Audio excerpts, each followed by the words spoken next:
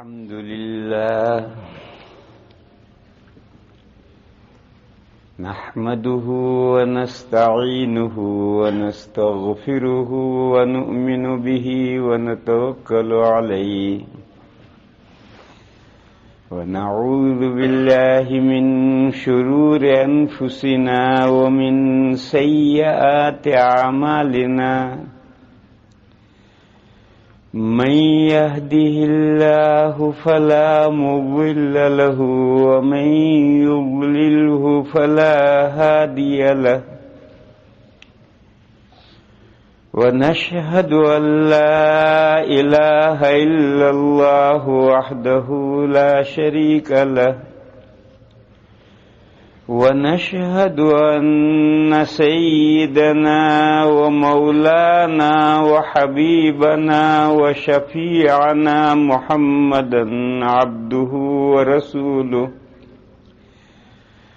أرسله إلى الناس كافة بشيرا ونذيرا وداعيا إلى الله بإذنه وسراجا منيرا صلى الله تعالى عليه وعلى آله وصحبه وبارك وسلم تسليما كثيرا كثيرا وبعد فأعوذ بالله من الشيطان الرجيم بسم الله الرحمن الرحيم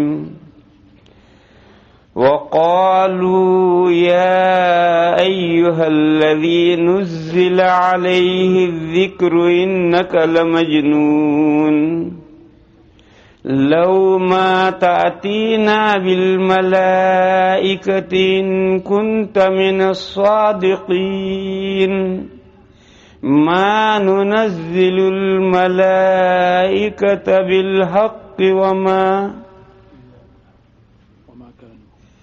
وما كانوا إذا منذرين وَإِنَّا نَحْنُ نَزَّلْنَا الذِّكْرَ وَإِنَّا لَهُ لَحَافِظُونَ صدق اللہ مولانا العظیم۔ بزرگان محترم اور معزز بھائیوں، ہماری آپ کی پہلی ملاقات ہے۔ پہلے بھی کہیں سرے راہ ہوئی ہوگی، لیکن باقاعدہ کسی دینی مجلس میں بیٹھ کر کوئی دین کی باتیں سننے سنانے کے تعلق سے ہماری یہ پہلی ملاقات ہے۔ ہمارے مفتی صاحب نے تعارف کروایا ہے، مگر وہ کچھ کامل تعارف نہیں ہے،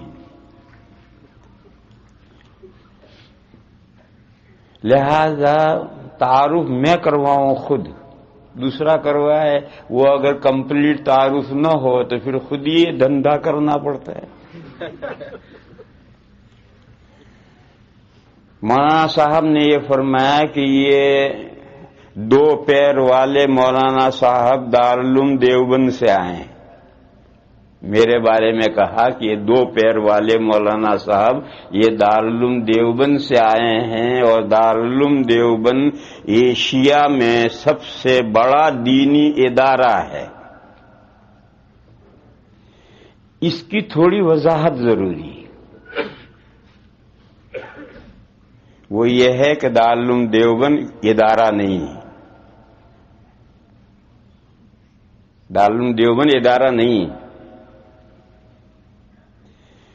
ادارہ تو اس سے بڑا اور اس سے پرانا جامعہ ازہر ہے۔ مصر میں جامعہ ازہر یونیورسٹی اس سے دارالعلوم دیوبند سے پرانا بھی ہے اور بڑا بھی ہے۔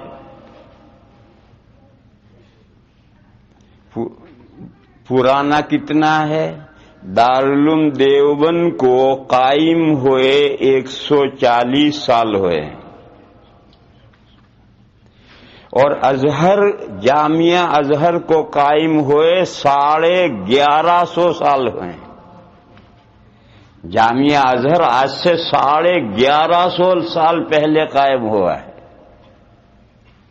اور دارالعلوم دیوبند تو بیچارہ بچہ ہے، ابھی 140 سال ہوئے ہیں اس کو قائم ہوئے.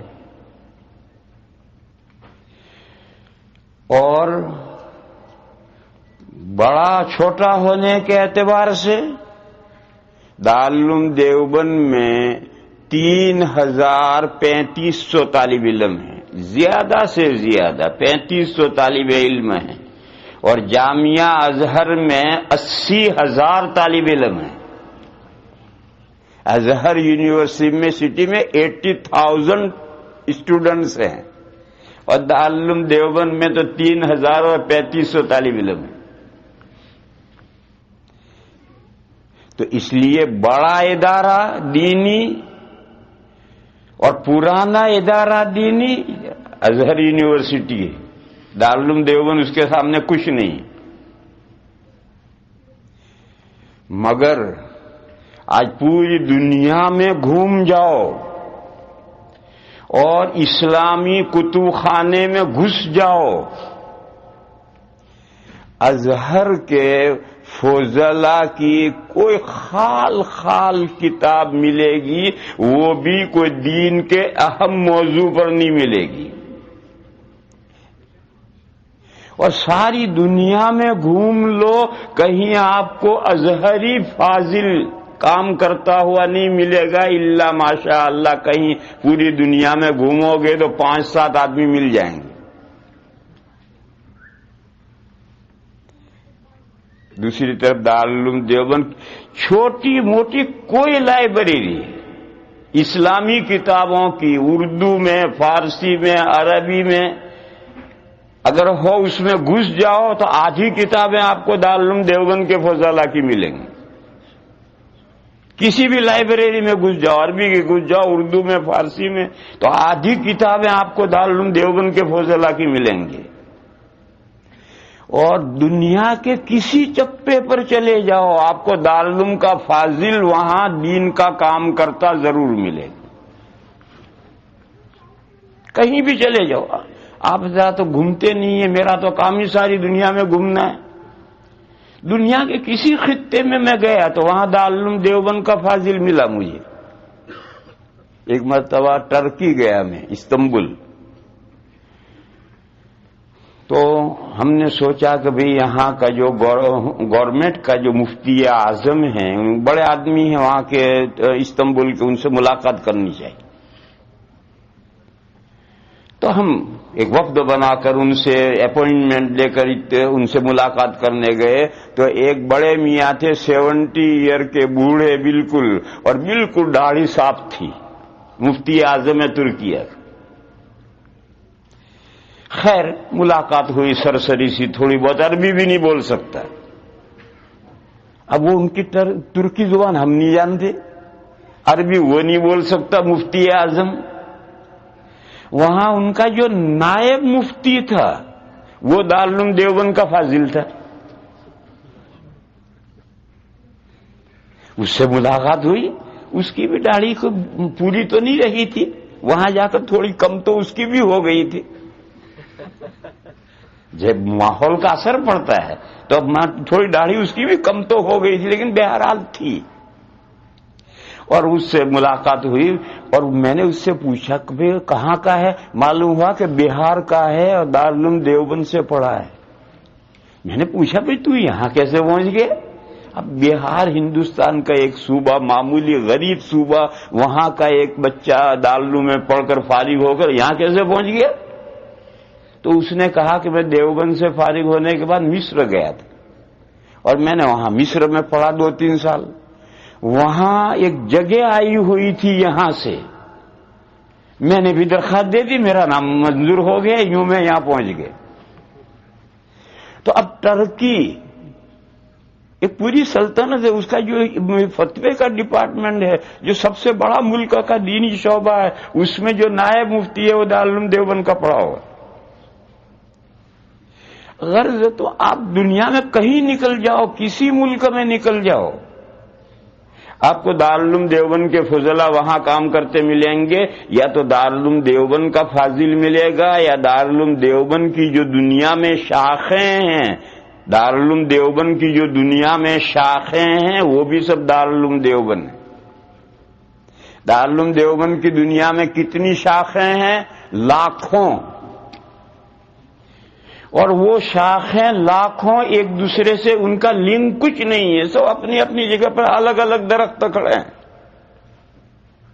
سب درخت الگ الگ کھڑے ہیں، ایک دوسرے سے کوئی لنک نہیں، اور واقعتاً کوئی لنک نہیں۔ یہ جب طالبان کا مسئلہ آیا تو طالبان کہتے ہم دیوبندی تھے، تو یہ امریکہ دارالعلوم دیوبند میں ہر ہفتے میں ایک نمائندہ پہنچتا تھا، مرد یا عورت۔ وہ یہ جاننا چاہتے تھے کہ دارالعلوم دیوبند کا طالبان کے ساتھ کیا لنک ہے۔ کوششیں بیچارے کر کر کے تھک گئے، کچھ بھی نہیں ملا۔ کیوں نہیں ملا؟ ہے ہی نہیں کچھ، تو کہاں سے ملے گا؟ کچھ ہو تو اسے ڈھونڈ نکالیں، جب کچھ ہو ہی نہ تو کیا ڈھونڈ نکالیں؟ 2 سال تک کوئی ہفتہ ایسا خالی نہیں ہو جاتا تھا کہ امریکہ کا کوئی نمائندہ مرد یا عورت نہ پہنچے۔ کوئی اخبار کا ایڈیٹر پہنچ رہا ہے، کوئی نامہ نگار پہنچ رہا ہے، کوئی گورنمنٹ کا آدمی پہنچ رہا ہے کچھ، اور وہ اپنے طور پر سب جاننا چاہتے ہیں کہ طالبان اور دیوبند کا کیا جوڑ ہے۔ کچھ ملا ہی نہیں کسی کو، کہاں سے ملے گا؟ ہے ہی نہیں تو کہاں سے ملے گا؟ نفس الامر میں کوئی ہے ہی نہیں۔ جیسا طالبان کے ساتھ دارالعلوم دیوبند کا کوئی جوڑ نہیں ہے، اسی طرح سے دارالعلوم دیوبند کی جتنی شاخیں ہیں، انڈیا میں ہوں، بنگلہ دیش میں ہوں، پاکستان میں ہوں، انگلینڈ میں ہوں، امریکہ میں ہوں، افریقہ میں ہوں، دنیا میں جہاں بھی شاخیں ہیں، شاخوں کا مطلب دارالعلوم دیوبند کے طرز پر کام کرنے والے ادارے۔ شاخوں کا اتنا ہی مطلب ہے کہ جس نہج پر دارالعلوم دیوبند کام کر رہا ہے، دین کی خدمت کر رہا ہے، اس نہج پر دین کی خدمت کرنے والا ادارہ، یہ شاخ کا مطلب ہے۔ تو سب اپنی اپنی جگہ پر الگ مستقل ادارے ہیں، دارالعلوم کے ساتھ کوئی لنک نہیں ہے، اور ان کی اداروں کے آپس میں بھی کوئی لنک نہیں ہے۔ کراچی میں مفتی حضرت مولانا یوسف صاحب بنوری کا مدرسہ ہے، مفتی شفیع صاحب کا مدرسہ ہے، اور وہ فاروقیہ ہے، مولانا سلیم اللہ خان صاحب کا مدرسہ، 3 بڑے بڑے ادارے ہیں، 3 کا آپس میں کوئی لنک نہیں ہے، سب اپنے اپنے مستقل ہے۔ اسی طرح سے آپ سمجھیں تو میں یہ کہہ رہا تھا کہ دارالعلوم دیوبند کی لاکھوں شاخیں ہیں، اس سے کوئی یہ سمجھے کہ وہ ایک دوسرے کے ساتھ ان کا جوڑ ہے، اس کو میں نے واضح کیا کہ جوڑ کچھ نہیں۔ لاکھوں شاخوں کا مطلب یہ ہے کہ دین کی خدمت جس نہج پر دیوبند کر رہا ہے، اسی نہج پر یہ سارے ادارے کر رہے ہیں۔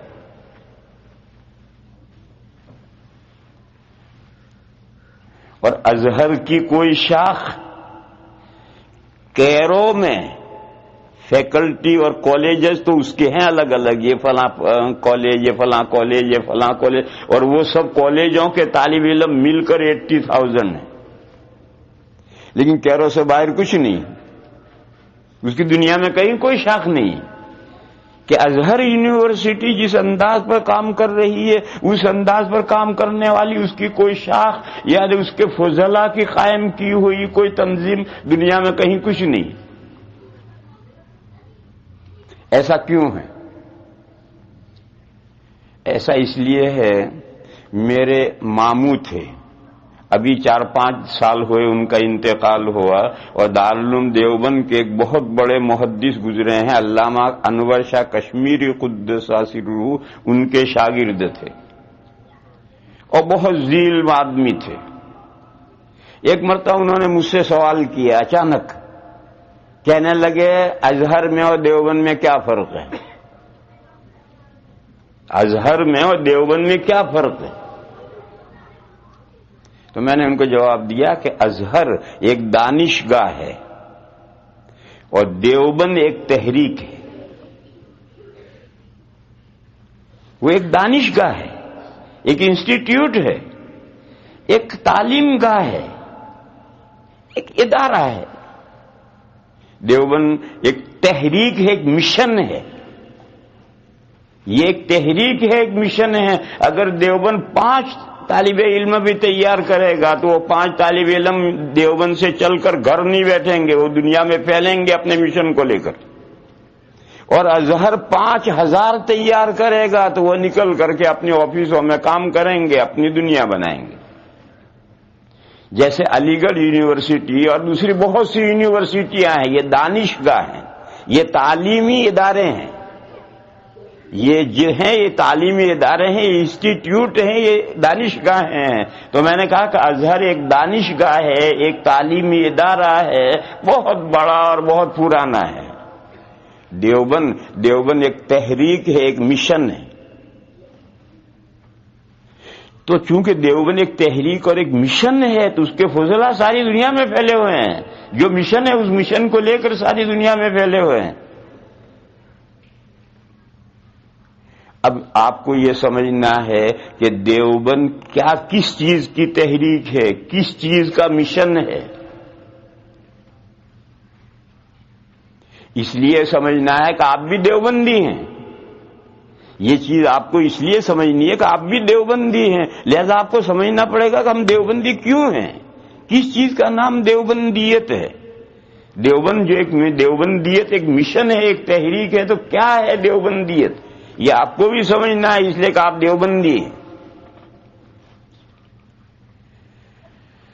میرے بھائیوں، دیوبندیت نام ہے صحیح دین کو دونوں ہاتھوں سے مضبوط پکڑنے کا۔ جو صحیح دین ہے اس کو دونوں ہاتھوں سے مضبوط پکڑو، اسی کا نام دیوبندیت، اس سے آگے کچھ نہیں۔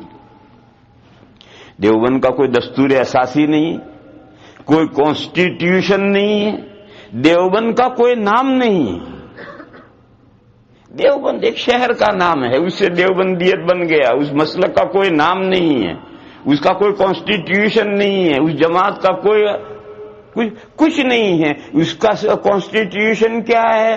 یہ قرآن اور یہ سنت، یہ قرآن اور یہ سنت، یہی دیوبند کے دستور اساسی ہے۔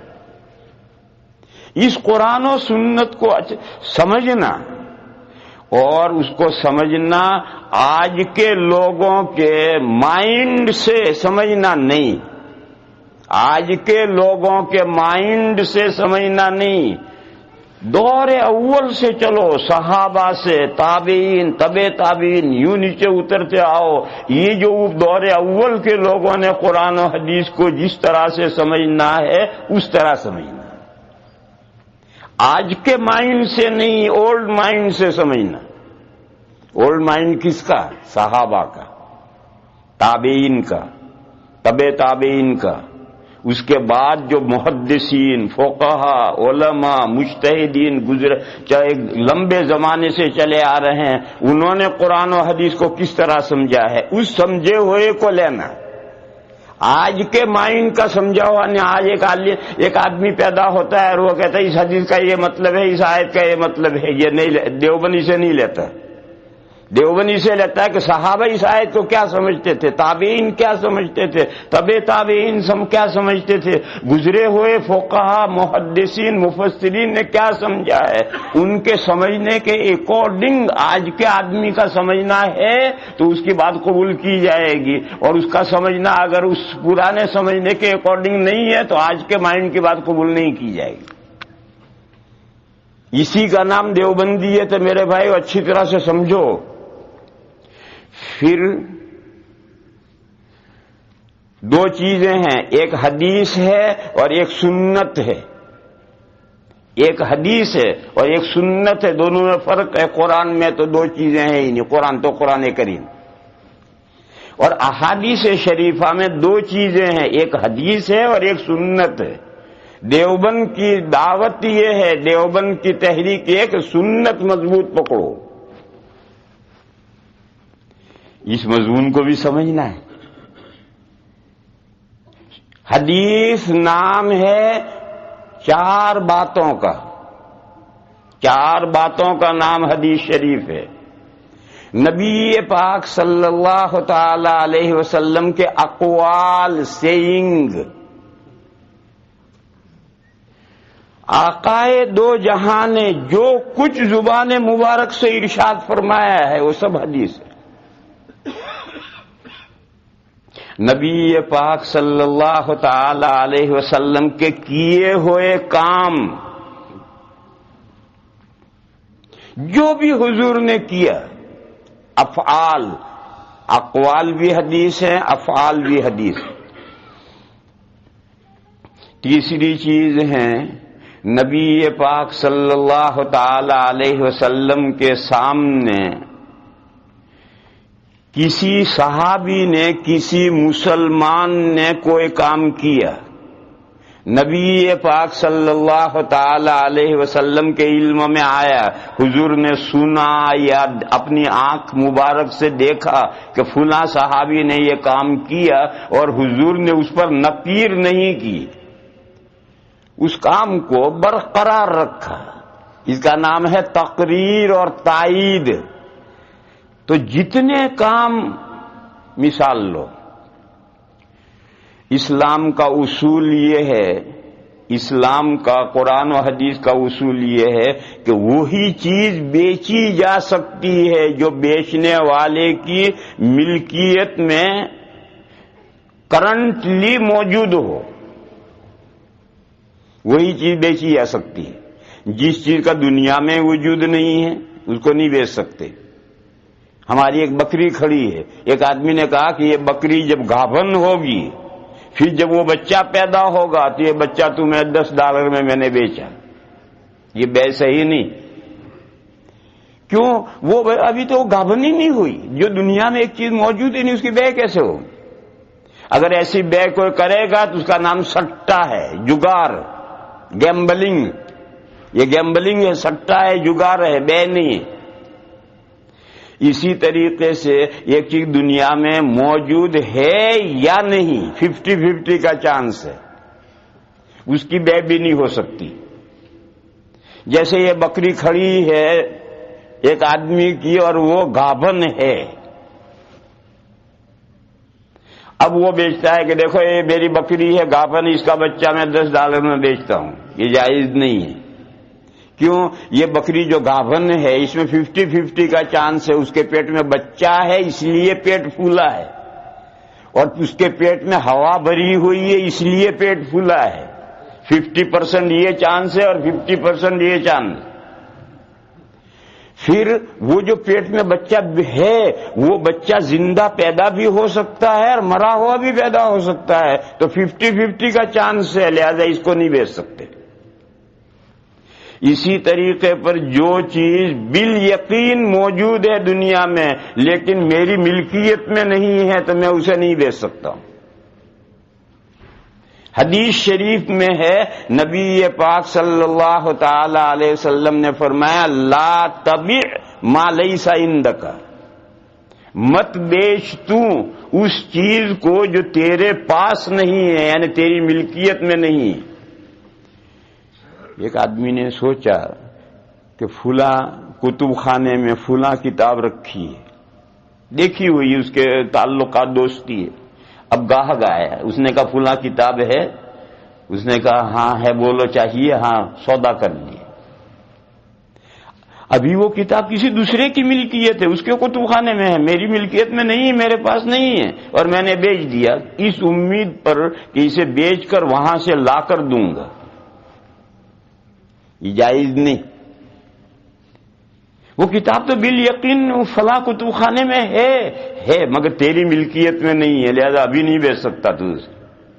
بہت سی مرتبہ ایسا ہوتا ہے کہ ایسی صورت میں بیچ دیا اور پھر وہاں گیا کہ میں جا کر وہ کتاب لاؤں اور لا کر کے خرید کر لا کر دے دوں، وہاں پہنچا تو اس دکاندار نے کہا وہ تو بک گئی، اور ایک ہی نسخہ تھا، پاکستان سے آیا تھا۔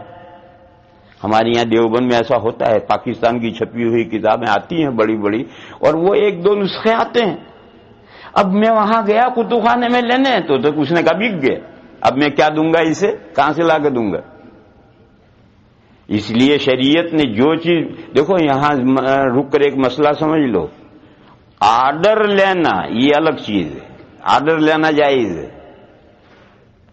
یہ کتب خانے والا ہے، وہ آرڈر لیتا ہے، ایک لمبی سی فہرست آئے گی، یہ کتابیں آپ ہمیں بھیج دیجیے، یہ آرڈر لینا جائز ہے۔ آرڈر لینے کے بعد میں وہ جو دکاندار ہے وہ ادھر ادھر سے کتابیں جمع کر کے آرڈر سپلائی کرے گا، یہ آرڈر لینا جائز ہے۔ کیوں؟ آرڈر بے نہیں ہے، وہ وعدے بے ہے۔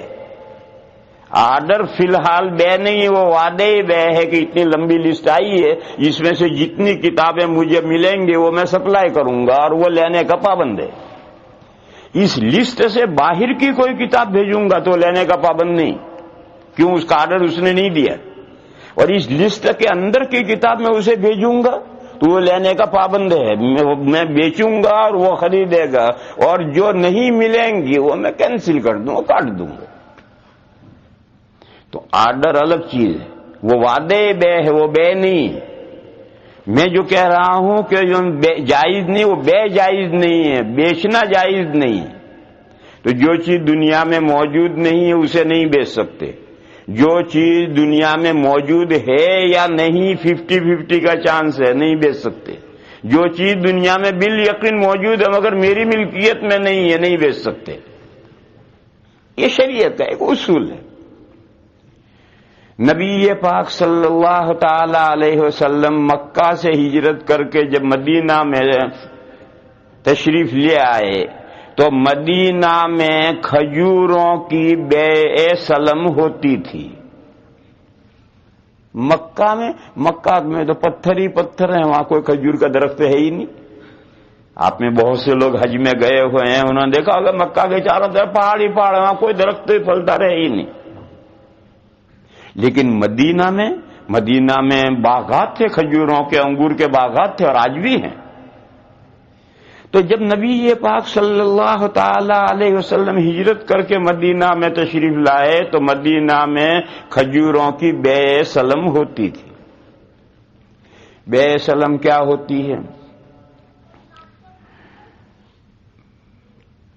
ایک کھجوروں کا باغ والا ہے، یا اس کو باغ کو میں چھوڑو، ایک آدمی کے پاس میں 1000 ایکڑ فارم ہے، زمین ہے۔ اب اس میں کھیتی کرنے کے لیے، بوائی کرنے کے لیے تو کئی لاکھ روپے چاہیے، ٹریکٹر چاہیے، کھاد چاہیے، بیج چاہیے، سینچائی کا خرچہ چاہیے۔ 1000 ایکڑ زمین ہے، اس کا پیسے نہیں ہے، کہاں سے بوائی کرے؟ تو اس نے غلے کے دکانداروں سے سودا کیا کہ بولو بھئی گیہوں خریدو مجھ سے۔ اس کے پاس گیہوں ہے کچھ نہیں، کہا مجھ سے گیہوں خریدو، اور سیزن پر جو بھاؤ ہے مثلا 500 روپے ہے تو اس نے کہا میں 450 روپے دوں گا، 50 روپے کم۔ تو دکانداروں نے کہا یہ تو بڑے فائدے کی بات ہے، اور طے ہوا کہ آج کے بعد چوتھے مہینہ کے آخری تاریخ کو میں تمہیں گیہوں دوں گا۔ سودا ہو گیا، کسی نے 500 من خریدا، کسی نے 1000 من خریدا، کسی نے 2000 خریدا، اور جس مجلس میں سودا ہوگا اس میں پیسے لاؤ۔ سب سے پیسے اس نے لے لیے، سمن ابھی دینا ہے، گیہوں دنیا میں کہیں نہیں ہے۔ اب اس نے سب سے پیسے لیے اور فٹافٹ ٹریکٹر بھی لایا اور کھیتی شروع کی، اور بیج اور کھاد اور یہ اور وہ سب گیہوں بوجھ دیا۔ 3 مہینے میں اللہ کے فضل سے 1.5 لگ گیا، اور چوتھے مہینے کی آخری تاریخ تک اس نے سب کو گیہوں بھرا دیا، اور اس کے پاس نفع رہ گیا، بچا ہوا گیہوں۔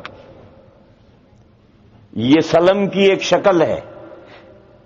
تو جب حضور مدینہ میں تشریف لائے تو مدینہ میں جو باغ، کھجوروں کے باغ والے تھے وہ، اور جو کھجوروں کے تاجر تھے وہ سلم کرتے تھے۔ جو کھجوروں کے تاجر ہوتے تھے وہ باغ والوں کو پہلے سے ایڈوانس پیسے دے دیتے تھے، سودا کر لیتے تھے کہ جب باغ پکے گا تو اتنی کھجوریں اس بھاؤ سے ہماری، اور فی الحال وہ پیسے دے دیتے تھے۔ اب یہ جو سودا ہوا ہے کھجوروں کا یا گیہوں کو سودا ہوا ہے، یا ابھی موجود نہیں ہے، دنیا میں تو ہے، دنیا میں تو بتیرا گیہوں ہے، بتیری کھجوریں ہیں، لیکن جو آدمی بیچ رہا ہے اس کے پاس گیہوں نہیں ہے، وہ تو کھیت میں بوئے گا تب پیدا ہوں گے تب دے گا، کھجوروں پر پھل آئیں گے جب اتریں گے تب وہ پھل دے گا۔ بہرحال نبی پاک صلی اللہ تعالی علیہ وسلم جب ہجرت فرما کر مدینہ میں تشریف لائے تو حضور نے دیکھا کہ مدینہ میں کھجوروں کے سلم کرنے کا رواج ہے. حضور نے کسی کو منع نہیں کیا، ہوتی رہی. حضور کے 10 سال، حضور مدینہ میں جو 10 سال رہے، اس 10 سال میں مدینہ میں یہ سلم کی بے سلم ہوتی رہی اور حضور نے منع نہیں کیا. تو حضور کا یہ منع نہ کرنا، اس سے یہ سودا جائز، بس صرف یہی سودا جائز ہے جس میں مبی کے بغیر صرف یہی صورت جائز ہے، دوسری صورتیں نہیں. تو میں تو مثال بتلا رہا ہوں. تقریر کے معنی تائید کے معنی برقرار رکھنا. حضور کے سامنے کسی مسلمان نے کوئی کام کیا اور حضور نے اس پر نکیر نہیں کی، یہ نکیر نہ کرنا یہ بھی حدیث بن جاتی ہے. اور چوتھی چیز ہے نبی پاک صلی اللہ تعالی علیہ وسلم کے ذاتی حالات، پرسنل حالات، کہ حضور کے بال مبارک ایسے تھے، داڑھی مبارک ایسی تھی، آنکھیں ایسی تھی، دانت ایسے تھے، قد ایسا تھا، چال ایسی تھی، ڈھال ایسی تھی. یہ جو حضور کی ذاتی زندگی ہے، پرسنل اوصاف، یہ حدیثوں میں پوری کتاب شمائل نبوی پر کتابیں کی کتابیں ہیں اور اس میں حضور کے تمام احوال ہیں. یہ جو ہے یہ بھی سب حدیث ہے. حدیثیں میں نے بتلایا کہ 4 طرح کی ہیں. حضور کے اقوال، افعال، تقریرات اور اوصاف، یہ چاروں حدیث ہیں. ان چاروں میں سے 3 چیزوں کو الگ کر لو، وہ سنت نہیں ہے. سنت کے معنی ہے، دیکھو ایک سنت لفظ ہے فرض، اس سے نیچے واجب، اس سے نیچے سنت. وہ سنت لفظ نہیں میں استعمال کر رہا، وہ سنت الگ ہے. میں کون سا لفظ استعمال کر رہا ہوں؟ ہمارا نام کیا ہے؟ اہل السنہ والجماعہ. ہمارا کیا نام ہے؟ اہل السنہ والجماعہ. اس میں جو سنہ لفظ ہے اس کی وضاحت کر رہا. ہم سنت والے ہیں، ہم اہل الحدیث نہیں ہیں. ہم اہل الحدیث نہیں ہیں، حدیث والے نہیں ہیں. ہم اہل السنہ ہیں، اہل السنہ والجماعہ. ہم سنت والے اور جماعت والے ہیں. یہاں جو لفظ سنت ہے اس کی میں وضاحت کر رہا ہوں. وہ جو فرض، واجب اور اس کے نیچے سنت، وہ لفظ نہیں، وہ الگ ہے. وہ فقہ کا لفظ ہے، وہ فقہ کا ٹرم ہے، ایک اصطلاح ہے فقہ کی. اور یہ فقہ کا لفظ نہیں، یہ قرآن و حدیث کا لفظ ہے. سنت کے معنی ہیں الطریقۃ المسلوکۃ فی الدین. الطریقۃ المسلوکۃ فی الدین، دین میں دین کا وہ راستہ جس پر چلنا ہے. الطریقہ معنی پاتھ، المسلوکہ کے معنی واکنگ، فی الدین دین میں جس راستے پر امت مسلمہ کو چلنا ہے اس راستے کا نام ہے سنت. السنہ کے معنی ہے الطریقۃ المسلوکۃ فی الدین. اس کو میں سمجھا رہا ہوں کہ احادیث جو 4 قسم کی حدیثیں ہیں ان میں سے 3 چیزوں کو الگ کرو، وہ حدیثیں ہیں، سنت نہیں.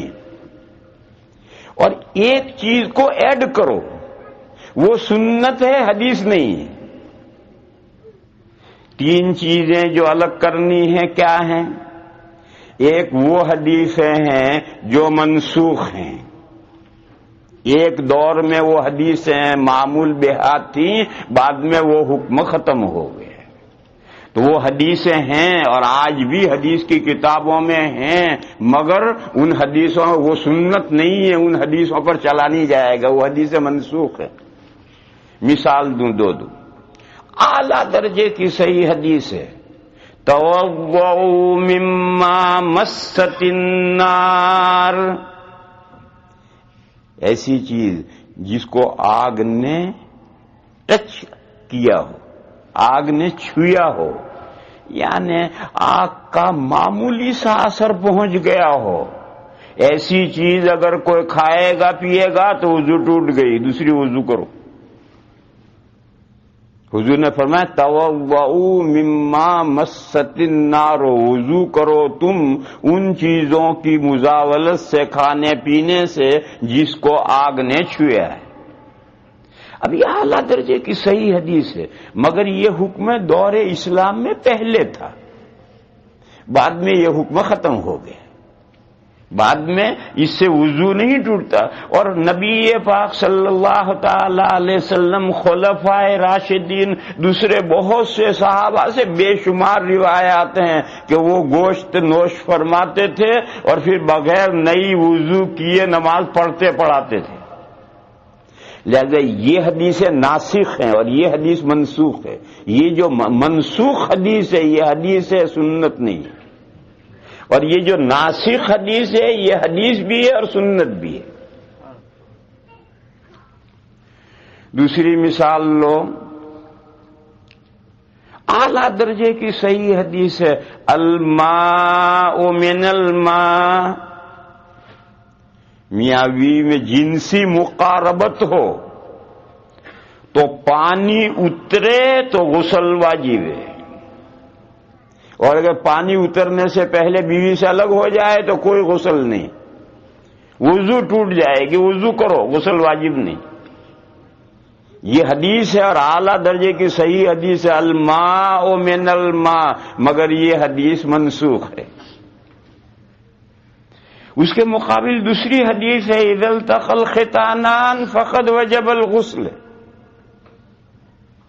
دو شرم گاہیں ملی غسل واجب، چاہے پانی اترے چاہے نہ اترے۔ اب یہ بعد کی حدیث ہے، وہ پہلے دور کی حدیث ہے، بعد کی حدیث ہے، اور اس پر عمل ہے، ساری امت کا فتویٰ اس پر ہے، عمل اس پر ہے، اور وہ حدیث شریف منسوخ ہے، لہذا وہ حدیث ہے، سنت نہیں ہے، اور یہ حدیث بھی ہے اور سنت بھی۔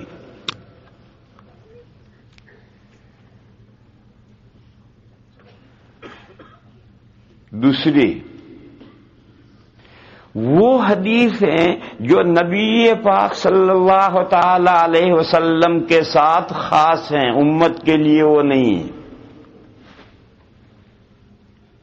میں نے کہا تھا نا کہ حضور کے قول بھی حدیث ہے اور فعل بھی حدیث ہے۔ نبی پاک صلی اللہ تعالی علیہ وسلم نے 9، 10، 11 نکاح فرمائے ہیں، 9، 10، 11 نکاح فرمائے ہیں، اور بیک وقت 9 بیویاں حضور کے نکاح میں رہی ہیں، اور اس سے زیادہ بھی حضور نکاح فرمانا چاہتے تو اور نکاح بھی فرما سکتے تھے، حضور کے لیے کوئی لمٹ، کوئی تعداد مقرر نہیں تھی۔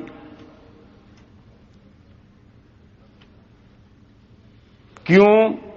اب وہ کیوں کا جواب دینے جاؤں تو کہیں سے کہیں چلا جاؤں گا، ایک مستقل مسئلہ ہے کیوں کا جواب وہ، لیکن اگر میں اسے تیشنا چھوڑ کے جاؤں گا تو بھی کسی کے دماغ میں یہ ٹچ ہو جائے گا، مسئلہ پریشان کرے گا، رات میں اسے نیند نہیں آئے گی، اس لیے 5 منٹ میں اشارہ کر رہا ہوں، تفصیل کسی وقت کروں گا۔